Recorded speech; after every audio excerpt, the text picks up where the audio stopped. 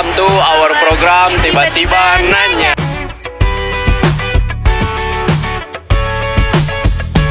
Di sini kita akan melakukan penelitian Mengenai program Tiba-Tiba Nanya terkait pornografi di kalangan remaja. Yuk ikutin kita terus. Yuk, Let's go. Seberapa tahu ya warga sekolah SMA Negeri 4 Bandung mengetahui mengenai tentang bahayanya pornografi? Yuk kita tiba-tiba nanya ke warga sekolah, baik itu siswa, guru, maupun pedagang yang ada di sekitar sekolah. Kakak, pornografi itu apa sih? Pornografi itu kayak suatu situs atau web yang terlarang dan tidak hanya orang-orang tertentu atau orang dewasa yang hanya bisa mengakses karena situs tersebut itu bahaya sekali. Oh, bagi aku ya, setahu aku itu pornografi itu sesuatu hal yang entah itu online ataupun bukan, yang dimana tuh ada adegan 18 plusnya pornografi. Aku tahu sih pornografi itu adalah suatu tindakan yang dilakukan seseorang dan mendapatkan efek yang gak baik. Konten pornografi itu yang kayak seks gitu nggak sih? Ya, yang gambaran-gambaran. Ya gambaran yang dan tidak pantas untuk dilihatkan di sosial media. Menurut kakak, dampak pornografi itu apa sih? Menurut saya dampak pornografi itu sangat berbahaya karena pornografi itu kan yang berbau seks kan. Ya udah berarti itu tuh kayak hanya orang-orang dewasa aja yang akses tapi terlarang itu juga. Nah, setahu aku itu dampak dari pornografi itu sendiri itu pasti yang pertama tuh lama-lama tubuh kita tuh jadi mudah lelah. Terus kemampuan otak kita tuh semakin lama tuh semakin menurun gitu karena kan mengkonsumsi hal yang tidak seharusnya gitu sih. Dampaknya tuh jadi kita tuh kayak kurang apa sih namanya, kayak kita tuh kecanduan.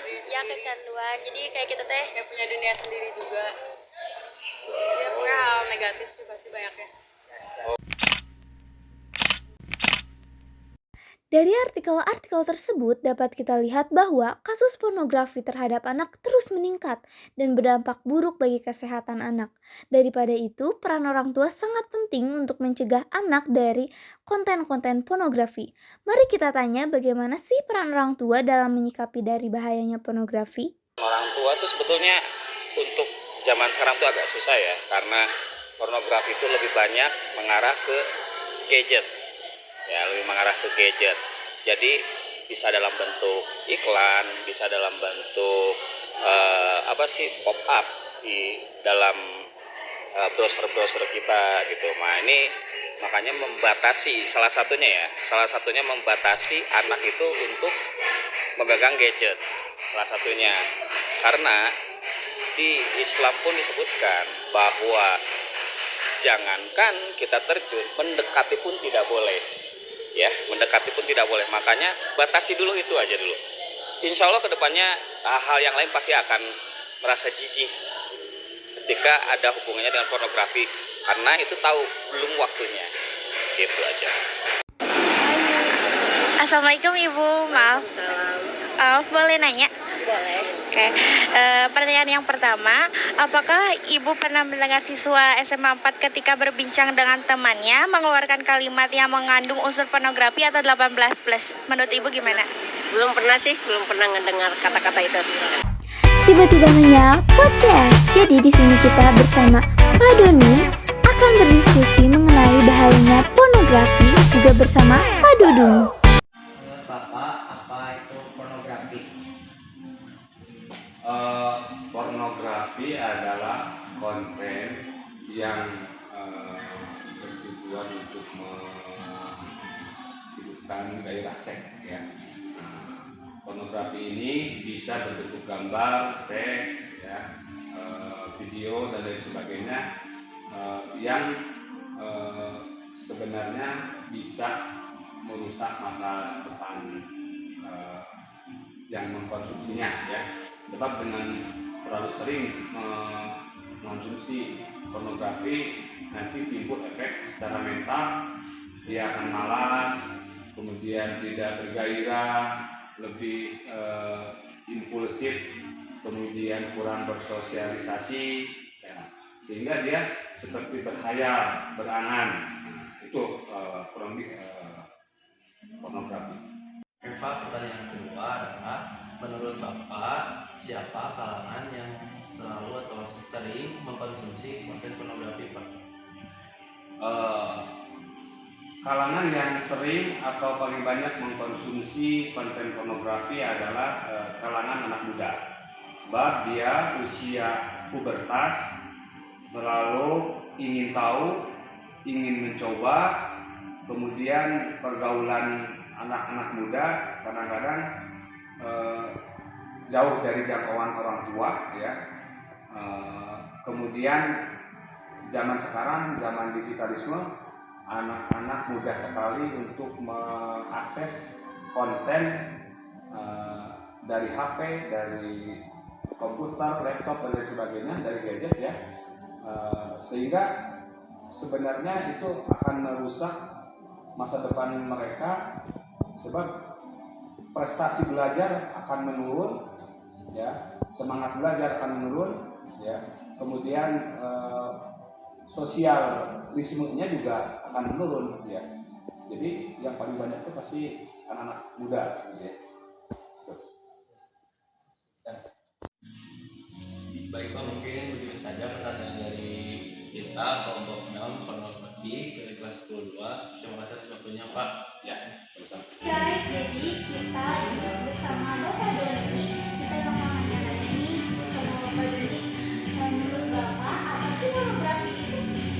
Pemikiran ataupun sikap tindakan yang senonoh baik secara pikiran ataupun sikap, baik terhadap umur yang di atas ataupun di bawah ataupun sederajat, baik dilakukan laki-laki ataupun perempuan, baik dilakukan kepada sesama lelaki ataupun sesama perempuan. Terus menurut Bapak dampak dari pornografi itu apa? Pertama, jelas fokus baik terhadap cita-cita ataupun tujuan dari hidup jadinya terpengaruh, yang dimana pemikirannya hanya kepada berbau pornografi saja, dimana hal tersebut membuat orang tersebut bisa jadi pikiran hanya ke situ, tidak ada pikiran lain, dan tentunya saraf di otak tidak akan lagi berfungsi secara maksimal. Terus menurut Bapak setuju nggak sih kalau remaja itu lebih banyak mengonsumsi pornografi kalangan remaja? Ya itu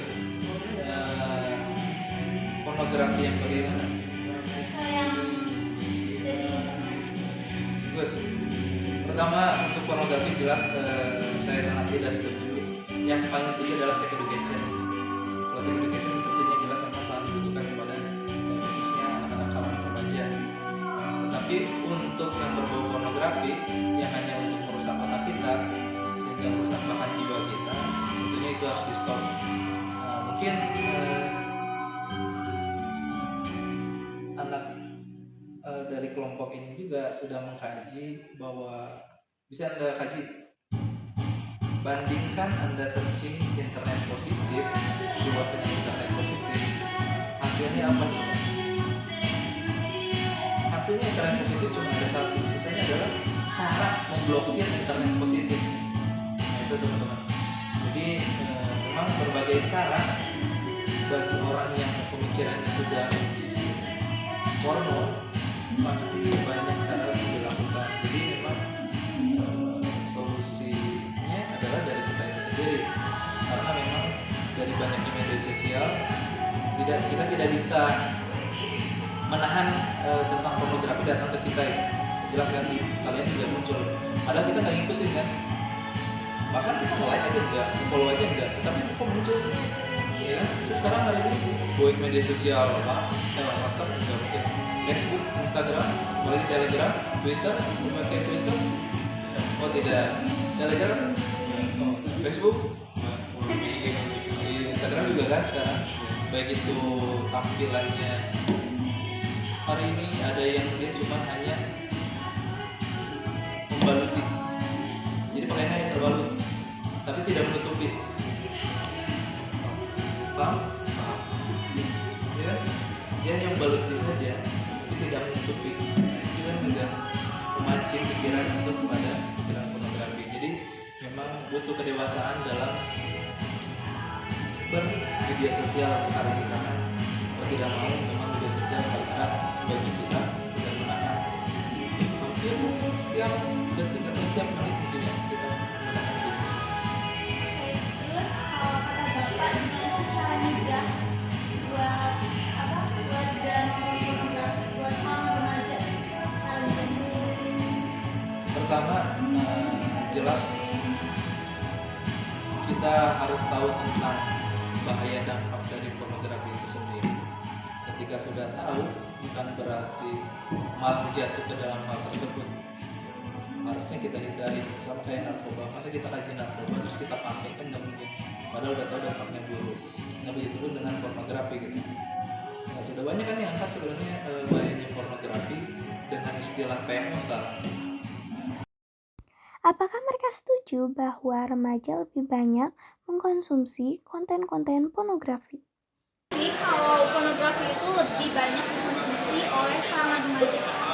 Mungkin bagi aku sendiri setuju ya, soalnya entah itu teman atau temannya teman aku pun kebanyakan pernah entah itu secara tidak sengaja maupun sengaja gitu ya. Oke, jadi setuju ya. Menurut saya sih enggak, soalnya kan itu kan berdampak ke otak karena yang berbau seks kayak gitu, karena yang berbau seks itu berbahaya bagi otak kita.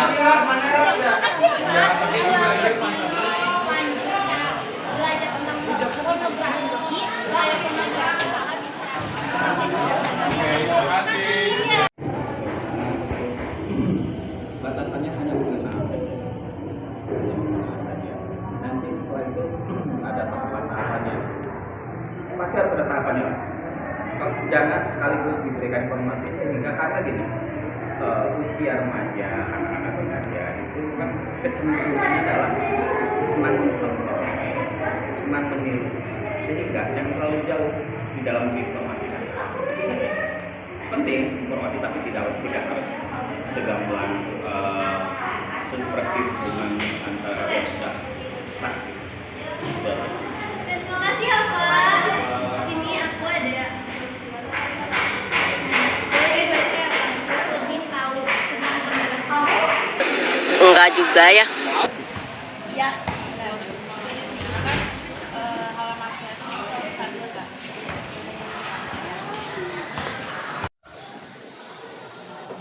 Jadi dapat kita simpulkan bahwa meluasnya pornografi selalu berhubungan dengan internet sebagai sarana penyebarannya.